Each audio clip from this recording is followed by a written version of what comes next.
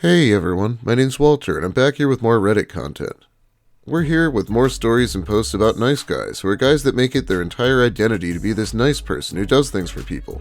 However, the ones in these videos usually have ulterior motives. But you'll see if you don't already know. Let's just begin with nice guys from Reddit. These posts come to us from Reddit Nice Guys. I'm frustrated with how easy women have it when it comes to dating. I just had a friend today post on social media that she was accepting girlfriend applications. She got a ton of responses from people wanting to be her girlfriend.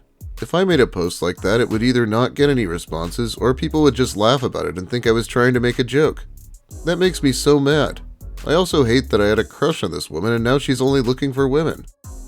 Maybe if she would have given me a chance, things would have been different. I know she only chased guys that were jerks. She always rejected my attempts to get close to her, no matter how nice I was. I mean, does this guy really want to be able to post a girlfriend application like a stereotypical neckbeard? I think I'd feel pretty stupid even if it worked. I'm almost 28 and I can't get laid. It doesn't matter any of the shit that people tell you matters. Girls don't really want a guy who treats them nice and cares about feelings, even if they say they do.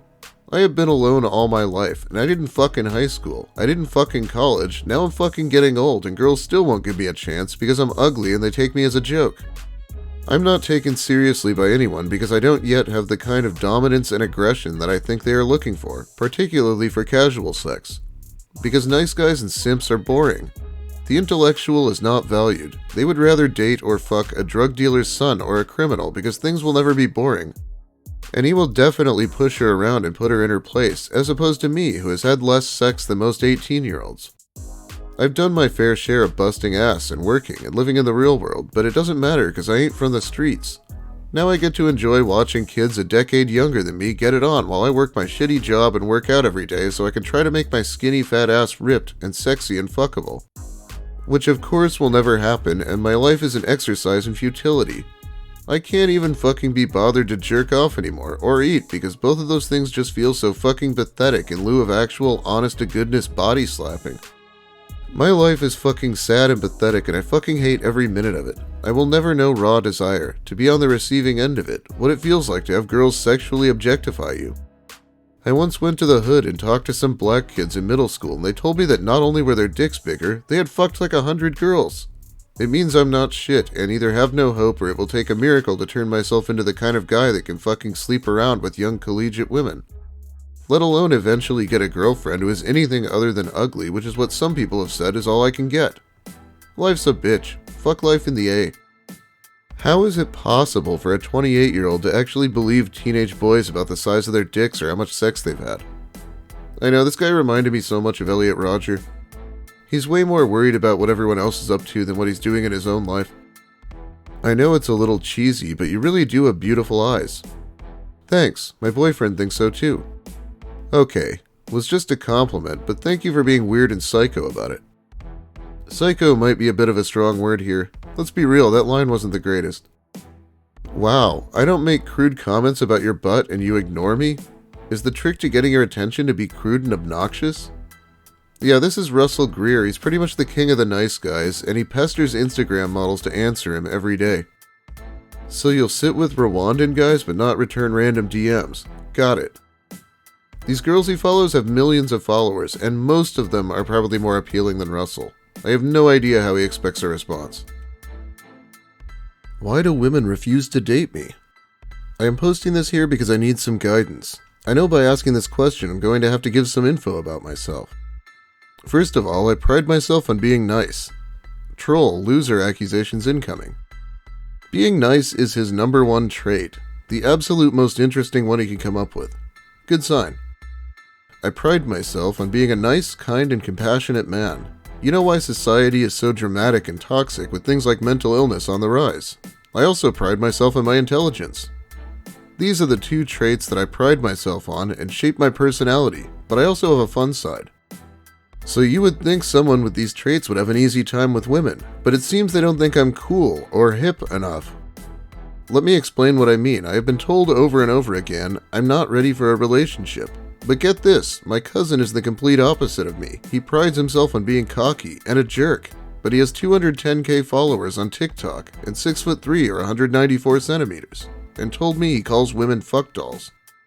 But get this, he gets women all the time, including one who told me they did not want a relationship. So she lied to me as a nice guy, but is emotionally vulnerable to my asshole cousin. Why would she pick that over me? I keep seeing it everywhere. I have friends who are great guys, but they get treated by women. But my cousin, who has no fucking personality, is treated like gold by all kinds of women. I don't fucking get it. Actually keeps me up at night. I deserve those women.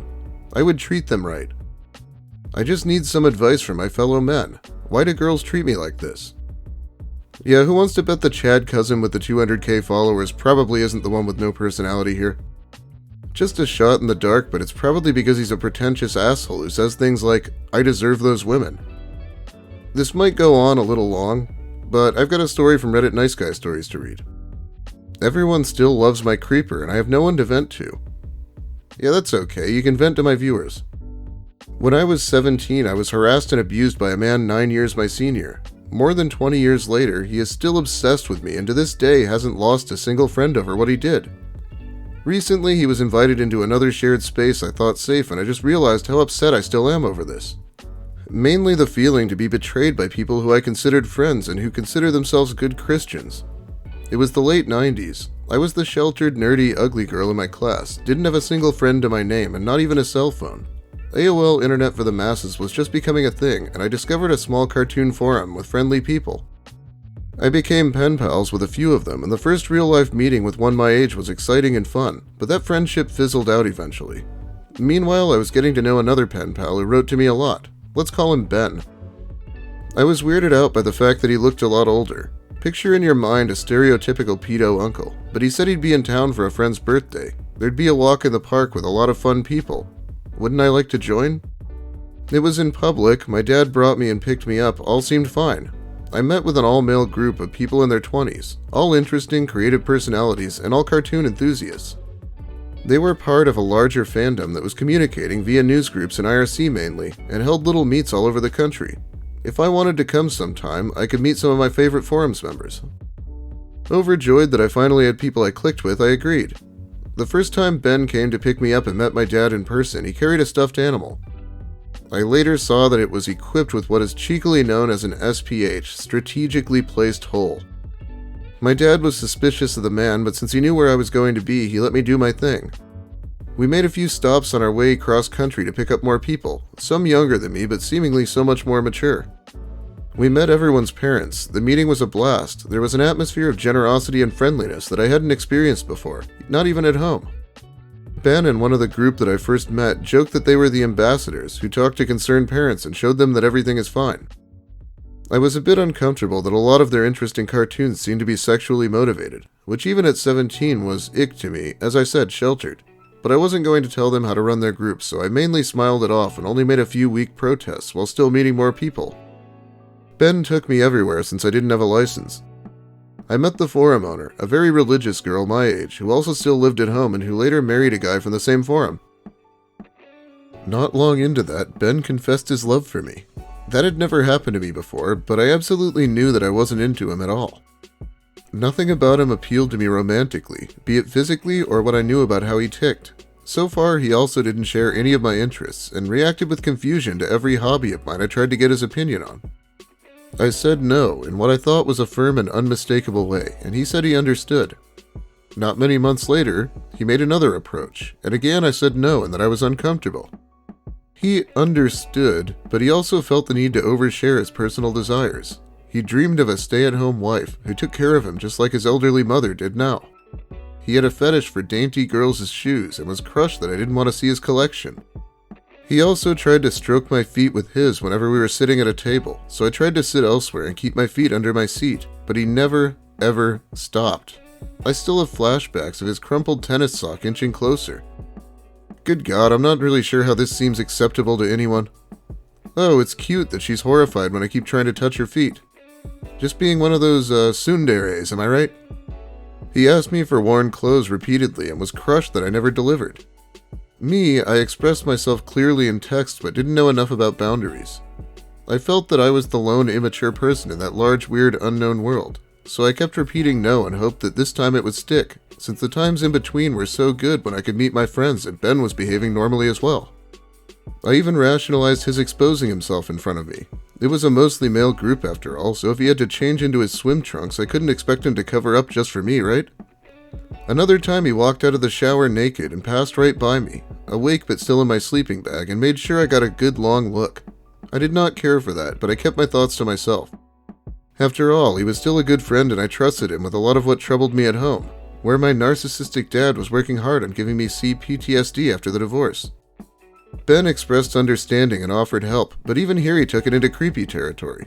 At one point he compared me to an abused cat he'd adopt from a shelter to care for me, nurse me back to health, and delight in my grateful purr. I shot that down really quick, saying that I did not want to be compared to a pet and found that offensive. Then I got my first boyfriend, and Ben exploded. How could I betray him like that? He had commissioned artwork of us cartoon style together. He had planned our wedding in his head, and hadn't he spent so much money on me? That was my thanks. Almost 20 years later, I found all the nice guy subs on here and a light went on in my head. He went on a crusade using all the leverage he had in the fandom to sick people after me. He wrote long, angry, rambling mails to my boyfriend and forwarded them to other group members, wherein he asked him what he'd do if he picked me up for the next meetup and just never brought me back. The people to whom he forwarded his threats were uncomfortable at best. Some asked to be taken out of the mailer, but that was it. He also bragged that he still had all my drawings and photos in his room and could see my smile whenever he wanted to. Things only calmed down when my relationship fell apart after a few months since we were too different. The group eventually settled back into its normal shape, things smoothed over. Thinking that after the insults we'd hurled at each other, Ben must have understood that pursuing me was an utterly lost cause, I kept coming to the meetups, and our contact eventually went back to cordial enough that he'd take me places again. It seems mad in retrospect, but that closely knit group environment is hard to explain. Oh, this story is pretty bad. I hadn't finished it yet. I've seen situations a lot like this in my friend group. You know, without anyone being minors, of course. No idea how anyone takes this predator's side. The peace lasted for a brief time, and then I learned that Ben was creeping the totally unrelated video game forum I'd spent more and more time on and reading every single post I'd made. Where he found out I'd fallen in love with someone, my future husband. If possible, he blew up even worse. This time, the daily terror lasted for 2 years. Ben stated that his goal was to destroy my trust in people forever. Every single person from the friends group took his side. He was such a nice guy after all. I must have provoked him. I must have been in a relationship with him, or at least have strung him along, because he said so. It was as if they'd completely blocked out what had happened just a few months prior. Me, I always half expected his car to pull up behind a corner and run me over after all his psychotic ramblings. Because I certainly had not forgotten his threat of abduction. Sarcasm, he said. Didn't anyone understand that? Luckily, during that time I also found out who my actual friends were, all of whom I still love and appreciate today. The years went on.